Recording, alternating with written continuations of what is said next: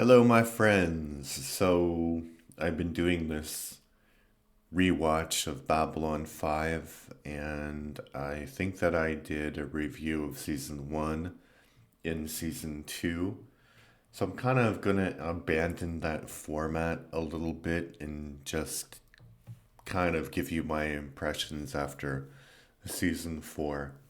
Because I think that Babylon 5, it's a very odd show because it was planned for 5 seasons, and then the network that it was on, I think it was called Prime Entertainment, kind of went bankrupt at the end of the fourth season.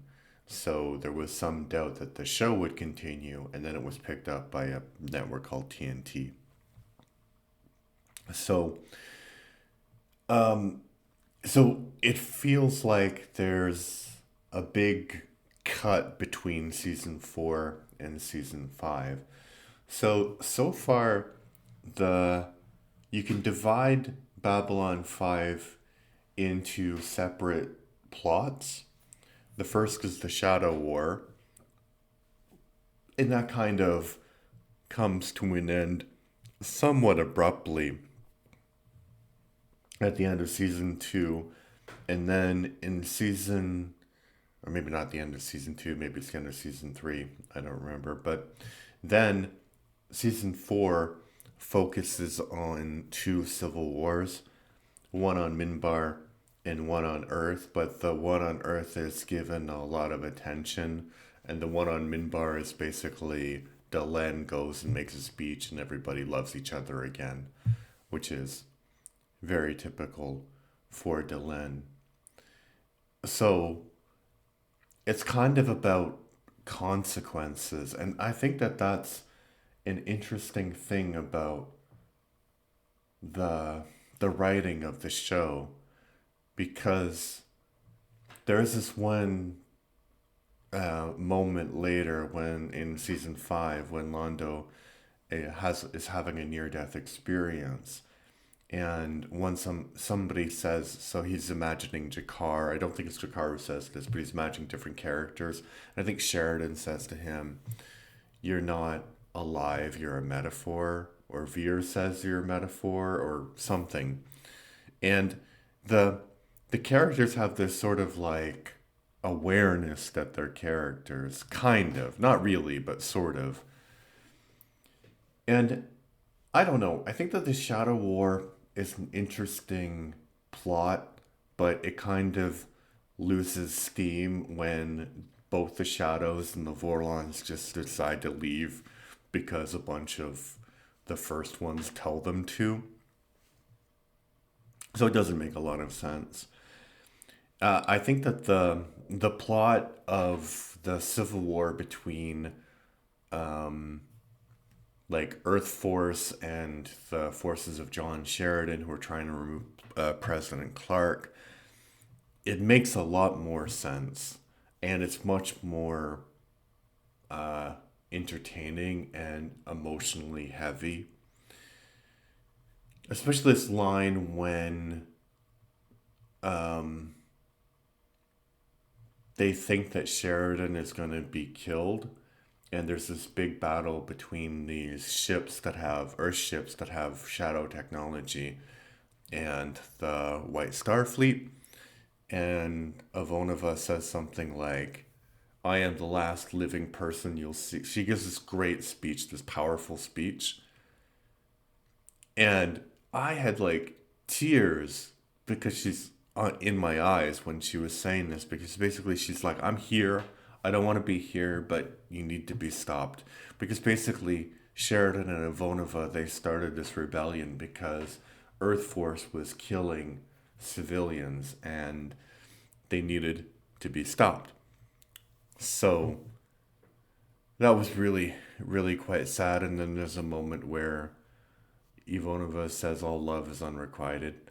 And like, so in the show, like she seems to make it, and this is also kind of weird. So this character named Marcus, he's kind of a ranger, and he falls in love with her, and it's unrequited love. And I think the writing of the show does something really great because they don't say that Susan ever loved her, right? That Susanna ever loved him. They say something like, "Why didn't I give him a chance?" Because there's a difference between being sad that somebody who loved you is dead, and loving them in that way. And I think the easy way would have been like, "Oh yeah, I finally know that I loved him," or whatever. No. And so that's a powerful moment, but like when we think that she's dying, like I also, it was really sad for me. And she also describes this. So basically, how she gets saved from death is that Marcus sacrifices his life energy through this sort of like alien technology that was referenced in earlier seasons. I think season one or season two, that they had on Babylon 5, but they didn't want to use because it's dangerous. So Marcus uses this machine. He gives his life energy to Susanna, and Susanna ends up dying anyway. That's not really clear. I think she may have wanted, she was going to come back for season 5, but then they weren't sure that there was going to be a season 5. And so, well, I'll talk a little bit about that more, but I want to talk about what Susanna says. She's like, yes, it was very peaceful. And I felt like, yeah, I'm dying, but it's my time. It's okay. And then I heard this voice saying, I love you. And it was like then I felt tired and I felt in pain and I was coming back. So basically, it's kind of like I don't like this for Buffy. I'm going to go talk about Buffy the Vampire Slayer now if you haven't seen that series. But I didn't like the fact that they brought Buffy back because Buffy dies in that series. But Buffy was in heaven, basically, and they brought her back. And she has a lot of resentment that they did that because they needed some slayer or something. And she was like tired of fighting and, all of these evil spirits and stuff. And she kind of has a point. Like, if people can't accept your death, that's their problem. It's not your problem. You are dead. You're on like the next stage of your adventure or whatever. So yeah. So back to why Ivanova didn't come back in the fifth season. So the actress who played her, sorry, I don't remember her name. This is just me speaking off the cuff. But the actress who played her, she's since become this advocate for a specific kind of cure for alcoholism. So she says that she was an alcoholic at this time. So she says that she wanted to come back. And the creator of Babylon 5 says that she didn't want to come back. So I think it's maybe one of those situations where she wasn't really in control of what she was saying then. And maybe the plan was for her to come back. But then this cancellation gave this great opportunity to actually give a great ending for the character. Like, she dies. That's a great ending for a character. I mean, kind of sounds weird, but like, if you're an actor, that's a really powerful emotional moment. And she does a great job with Ivonova, like one of the best characters on the show, right? But then she comes back, and she does have the great line about all love being unrequited. But then what happens to her later? It's kind of heavily suggested that she died anyway. So Marcus died, and she died for nothing. Kind of weird. Kind of weird, but okay. So I'm in the.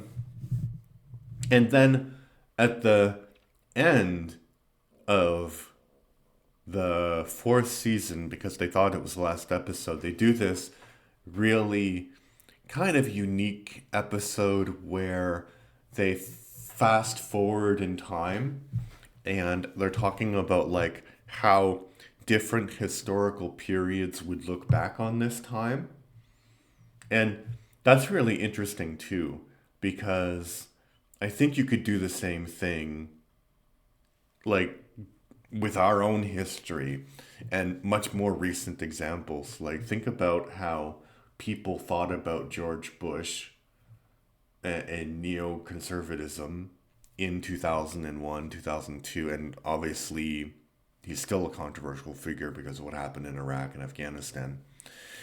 But he had one type of reality, and then Trump came along, and people kind of reevaluated at least his personality and said, like, yeah, he was dumb, but he never pretended not to be dumb.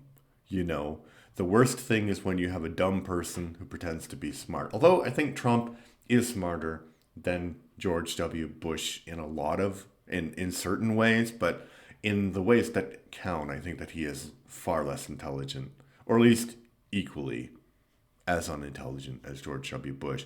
And then, so we have like reevaluations of different historical periods. So that's interesting. That episode is quite interesting. And so then we have like the fifth season, which is I think they had maybe a different idea for the fifth season, but it got canceled and then they got a chance to do it again. So yeah, it'll be interesting. I'm not sure how I'm going to actually put all this together because doing the rewatch actually took me like a couple of weeks. Um, so I don't know. I don't know. But yeah, I will put it together somehow.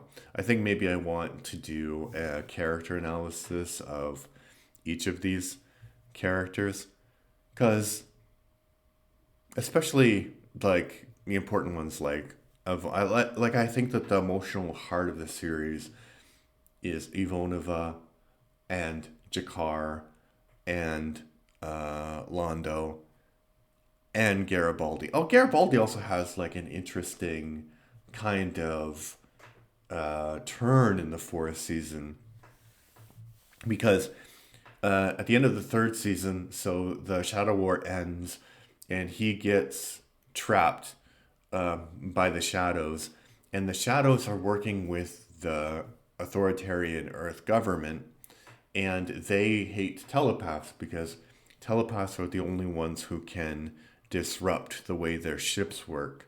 And shadow technology is really crazy because they have these kind of organic ships which are run by organic computers. So basically like people or whatever, and they're the ones who are piloting the ships.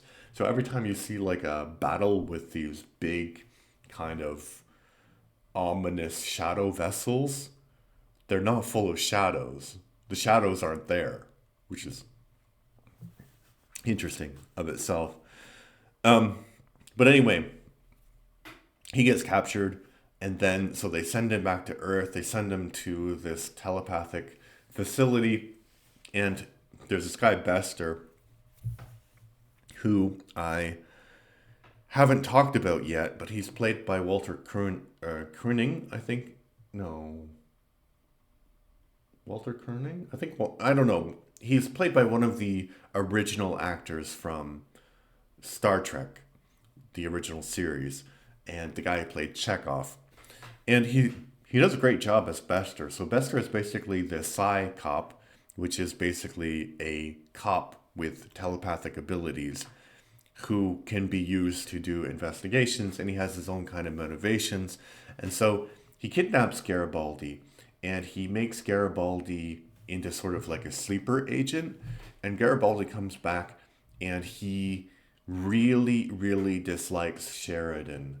And I thought that was interesting, but a little bit like I don't think that they handled it well. I think that it would have been better if he had legitimate beef with Sheridan because his beef is like very, very exaggerated. He thinks that Sheridan is becoming this messianic figure, and he doesn't like that, and he thinks that Sheridan is building this cult around himself. So, kind of, we know that Garibaldi is being too extreme, but and so we're like, oh yeah, Garibaldi. Oh, what are you doing? What are you doing? That's of course Sheridan would never be like that. But the story is so well written. Like, why not make Sheridan like that? why not give your heroes kind of feats of brass, I guess is the expression? And maybe not all the time, but if people start kind of worshiping you, it's hard to be consistent, right? Like maybe at least show him being tempted by that. And I think if Garibaldi had come from like that he wasn't brainwashed, because he was skeptical of Sheridan in the beginning because the reason he's on Babylon 5 is because of Sinclair, the first captain of Babylon 5. So I'm not I don't really buy the fact I didn't really like that. And then he gets a job with one of the richest people on Mars, and that guy, the richest person on Mars, is trying to create a drug that will make the telepaths dependent on it. And if they don't get the antidote, like he's going to release a virus that basically will give him this disease that will kill telepaths unless they get the antidote, which they would control. Because he feels like the government has been taken over by telepaths. And then they capture Sheridan, and I don't know, like, I don't really know what. So that guy's name was Edgar's, the character, and I'm not sure what his real end game was because basically he thought that if they gave Sheridan to Clark, then Clark would let his guard down, and then he could get rid of the telepaths, and then they could like restore the control of the corporations or whatever. And it's also weird because Garibaldi, who's like a working class guy, grunt, so Edgar's tells him this that basically they are trying to have this coup for like corporate interests in Garibaldi, and he asks, "Are you okay with that, Mr. Garibaldi?" And Mr. Garibaldi's like, "Yeah, yeah, fine." That would be the first sign that the guy's been brainwashed or something. So he has been brainwashed, and then but he has given Sheridan over to Earth Force, and it would be good if he had like maybe I know that he will have a reaction to this in season 5, but it would be good to see that people don't trust him anymore. Like they don't trust him for like one episode, but then two the telepath scans his brain and like shows that he has been used, and so everybody believes him now. But it would be good if Sheridan kind of distrusted him more. Yeah, but really great writing, really great acting. And I think that the actor who plays Garibaldi in season 4, like I might personally dislike this idea of him being kind of a sleeper agent, but I think that he really goes through a lot emotionally, especially after he discovers he's been used. Like this moment where he's just sitting there and he realizes what he's done. You know, he wasn't in control of it, but he realizes this. So kind of very strange. All right. So I will check in with you after the last season of Babylon 5 that I'll finish soon, hopefully. All right, bye.